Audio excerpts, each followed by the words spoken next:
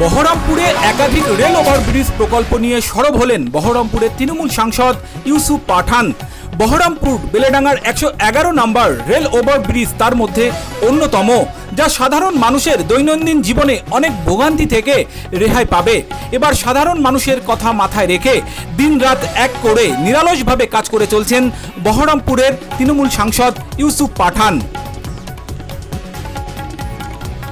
এছাড়াও একগুচ্ছ প্রকল্পের মধ্যে রয়েছে সারগাছি রেলওয়ে ওভারব্রিজ এবং পঞ্চাননতলার রেলওয়ে ওভারব্রিজ এবং বেলেডাঙ্গা টু দেবগ্রাম হাইওয়ে রাস্তা নির্মাণের প্রকল্প।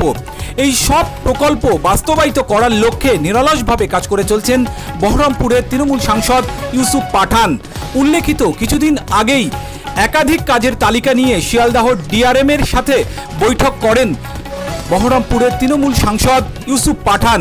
এবার সেই প্রকল্পের অগ্রগতি পর্যালোচনা করার লক্ষ্যে এই দিন শিয়ালদাহ রেলওয়ের উচ্চতম কর্মকর্তাদের একটি প্রতিনিধি দল বহরমপুরে আসেন এবং বহরমপুরের তৃণমূল সাংসদ ইউসুফ পাঠানের সাথে একটি তাৎপর্যপূর্ণ বৈঠক করেন।